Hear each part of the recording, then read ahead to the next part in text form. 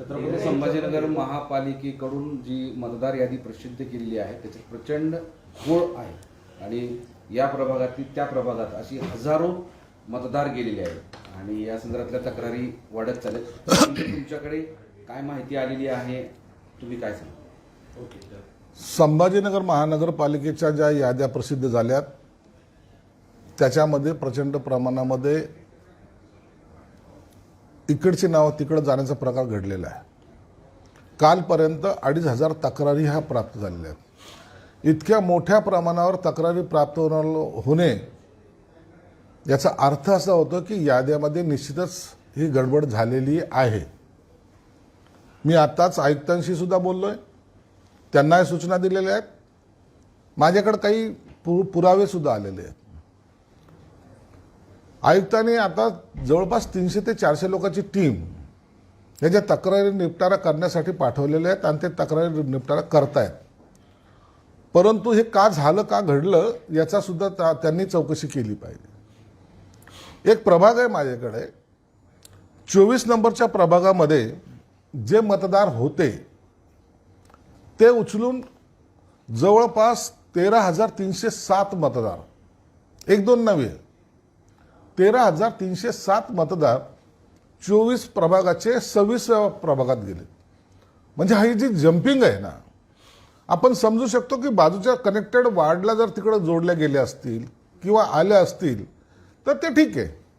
ही यादी, आता ह्या यादीमध्ये जर तुम्ही पाहिलं तर हे 26 नंबरची यादी आहे. यामध्ये त्यांनी सरळ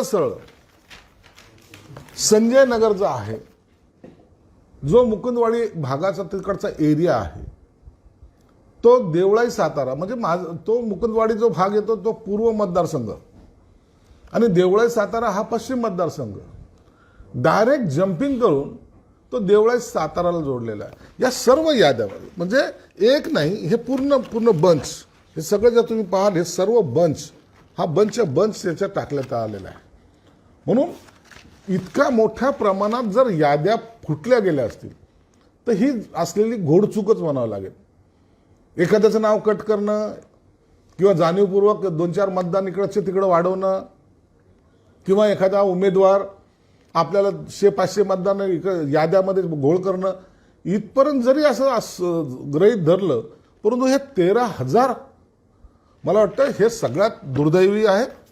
आणि अशा पद्धतीने सर्वसामान्य माणूस जो आहे, रिक्षा ड्रायव्हर असेल, भाजीवाले असतील, कोणी आणखीन कामगार असेल, हा रोज काही यादी चाळत बसत नाही. त्याला माहिती मी लोकसभेला मतदान केलेलं आहे, मी विधानसभेला मतदान केलेलं आहे, म्हणजे माझं मतदार यादीमध्ये नाव हमखास असणार आहे.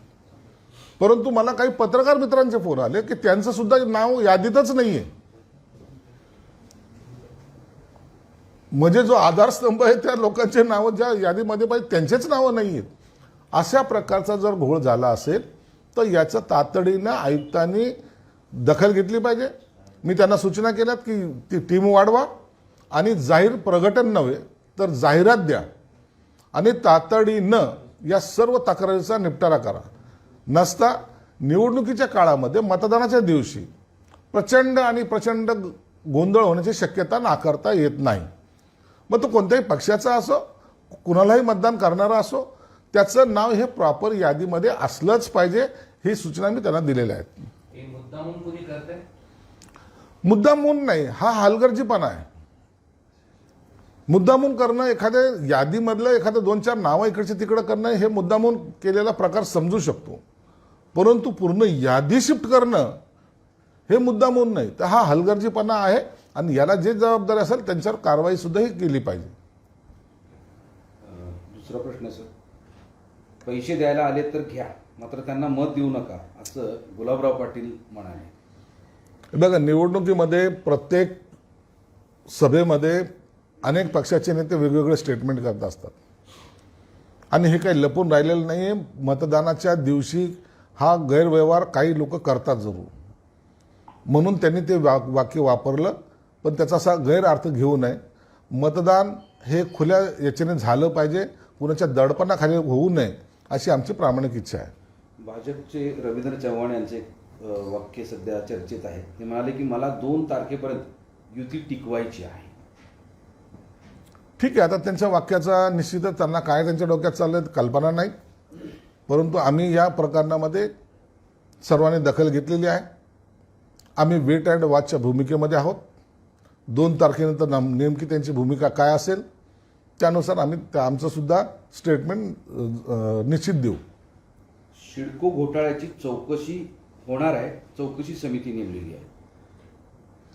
आता चौकशी समिती नेमलेली, चौकशी समिती आलेली आहे. त्याच्यात जिल्हाधिकारीपासून तर डिव्हिजनल कमिशनरपासून सर्वजण आहेत, वन विभागाचे अधिकारी आहेत. ते मिळून चौकशी करतील.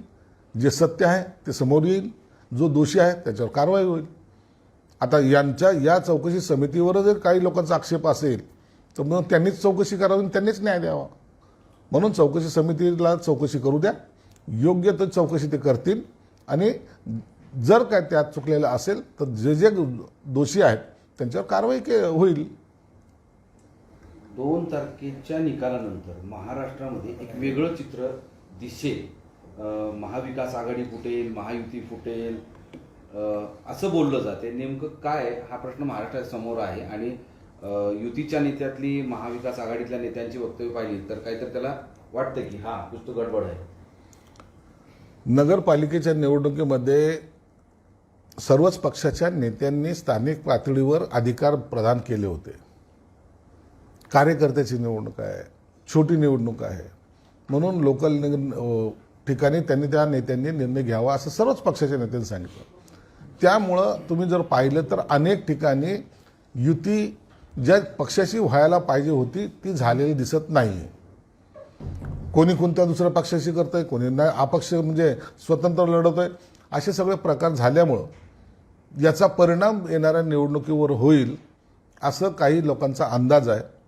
परंतु याची दखल या निवडणुकीच्या निकालानंतर जर पक्षाच्या नेत्यांनी, वरिष्ठ नेत्यांनी घेतली नाही तर मला वाटतं हा गोंधळ कायम राहील. महिला योजनांमुळे देशातील 12 राज्याची तिजोरीमध्ये खडखडाट पाहायला मिळतोय आणि हे सगळं आता देशाच्या अर्थव्यवस्थेसाठी धोकादायक समजलं जातं. या योजना सुरू केलेल्या आहेत मोफत. नाही, योजना ज्या सुरू केलेल्या आहेत त्या महिलाला सक्षमीकरण करण्यासाठी केलेल्या आहेत. महाराष्ट्रात नाही तर देशभरामध्ये महिलांचं स्थान जे दुय्यम समजल्या जायचं त्यांना त्यांच्या पायावर उभं करण्यासाठी हा प्रयोग ज्याला म्हणता येईल तो या अनेक राज्यांनी केलेला आहे आणि त्यात ते यशस्वी झालेले आहेत. निश्चित त्याच्यामुळं तिजोरीवर ताण पडतोय, तिजोरीमध्ये थोडा खडखडाट दिसतोय, परंतु ही गॅप भरून काढण्याचं काम त्या राज्य सरकारने केलं पाहिजे आणि ते त्या पद्धतीने करत आहेत. आतापर्यंत उद्धव ठाकरेंचे लोक तुम्हाला म्हणत होते 50 खोकेवरून चिडवत होते. आता भाजपाचे पण लोक म्हणायला लागले की 50 खोके हे खरं आहे. हिंगोलीच्या आमदारांनी हे वेळी असं म्हणून सांगितलं. अहो, यांना काय माहिती आहे? हे ते काय प्रोसेसमध्ये होते का यांना कोणी विचारत होतं? ज्यांना काही माहीत नाही ते सगळं राजकारणाचं सगळं आम्ही अमृत पिऊन आल्यासारखंच बोलायला लागले. त्यांना सर्व कळायला लागले. त्याच्यामधले करते धरते आम्ही आहोत ना, मी होतो ना, आम्हाला माहिती आहे ना. परंतु असे बचकाने विधानं करून विद्वानासारखं पुन्हा एकदा आपला महायुतीमध्ये मिठाचा खडा टाकण्याचं काम काही लोक करत आहेत आणि त्याची दखल वरिष्ठ नेते घेत आहेत.